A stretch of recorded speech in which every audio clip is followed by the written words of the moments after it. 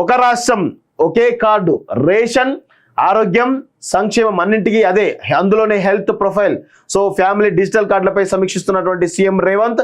చిత్రంలో మంత్రులు దామోదర్ రాజనరసింహ, ఉత్తమ్, సిఎస్ శాంతికుమారి, వైద్య ఆరోగ్య శాఖ కార్యదర్శి క్రిస్టినా జడ్ చొంగ్తు, ఇతర అధికారులు అంటూ చూస్తా ఉన్నాం. డిజిటల్ రూపంలో అందజేత ప్రతి నియోజకవర్గంలోని ఒక పట్టణం, ఒక గ్రామం పైలట్ ప్రాజెక్ట్ కింద ఎంపిక. మంత్రులు అధికారుల సమావేశంలో సీఎం రేవంత్ రెడ్డి అంటూ చూస్తా ఉన్నాం. సో డిజిటల్ హెల్త్ కార్డులు అనేవి చాలా ఇంపార్టెంట్. ఎందుకంటే ప్రతి పౌరుడి కూడా ఈరోజు ఈ తెలంగాణ రాష్ట్రంలో డిజిటల్ హెల్త్ కార్డు ఏదైతే ఇంప్లిమెంట్ అవుతుందో రేపటి రోజున ప్రపంచానికి, దేశానికే ఇది ఒక ఆదర్శంగా నిలవబోతుంది అనేది మనం గుర్తుపెట్టుకోవాలి. ఎందుకంటే డిజిటల్ హెల్త్ కార్డు ఏదైతుందో, అంటే చాలా రకాల సంబంధించిన డిజిటల్ కార్డు అంటారు, దీనిలో హెల్త్ కార్డు కూడా ఒక పార్ట్.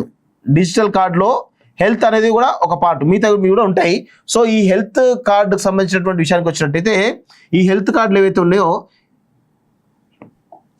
ఈ హెల్త్ కార్డులు ఏవైతే ఉన్నాయో ఆ హెల్త్ కార్డులు మనం పుట్టినప్పటి నుంచి చచ్చిపోయే వరకు ఏ దశల్లో ఏ విధంగా ఉంది అనేది ప్రతి రిపోర్ట్ కూడా అలా అప్లోడ్ చేయబడుతుంది. దాని ద్వారా డాక్టర్కు ఈజీగా వైద్యం చేయడానికి అవకాశం ఉంటుంది. సో ఫర్ సపోజ్ యాక్సిడెంట్లో చనిపోయాడు, యాక్సిడెంట్లో ఒక తీవ్ర గాయాలతో బాధపడతాడు ఒక వ్యక్తి, ఆయన ఇమీడియట్గా హాస్పిటల్ తీసుకుపోతే పలు రకాల టెస్ట్లు ఏమంటారు. అదే ఆయన హెల్త్ ప్రొఫైల్ సంబంధించిన కార్డు చూసినట్టయితే ఆయనకి ఏమేమి డిసీజ్లో ఏమేమి సంబంధించినటువంటి ట్రీట్మెంట్ చేయొచ్చు అనేది డాక్టర్కు అవగాహన ఉంటుంది. సో దాని ద్వారా ఆయన ఈజీగా వైద్యులు ఎవరుతున్నారో ఈజీగా వైద్యం చేయడానికి స్కోప్ ఉంటుంది. సో అందుకే డిజిటల్ హెల్త్ ప్రొఫైల్ కార్డులు మ్యాండేటరీగా అవసరమే. మరి ఆ దిశగా ప్రయత్నాలు చేయడం అభినందనీయమే. మేడిగడ్డ పూర్తయినట్లు ఇచ్చిన ధృవీకరణ రద్దు, రాష్ట్ర ప్రభుత్వం నిర్ణయం.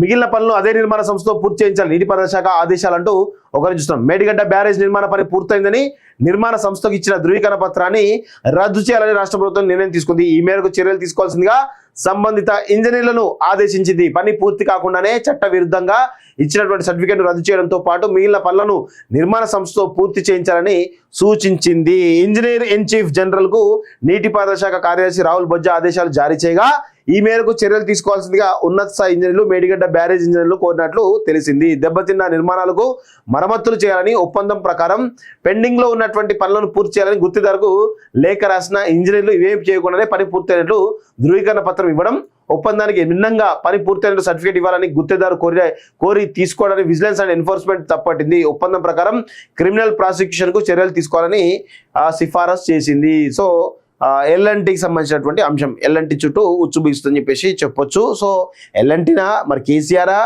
హరీష్ రావా? సో మొత్తానికి ఎవరో ఒకరు ఖచ్చితంగా బలవుతారు.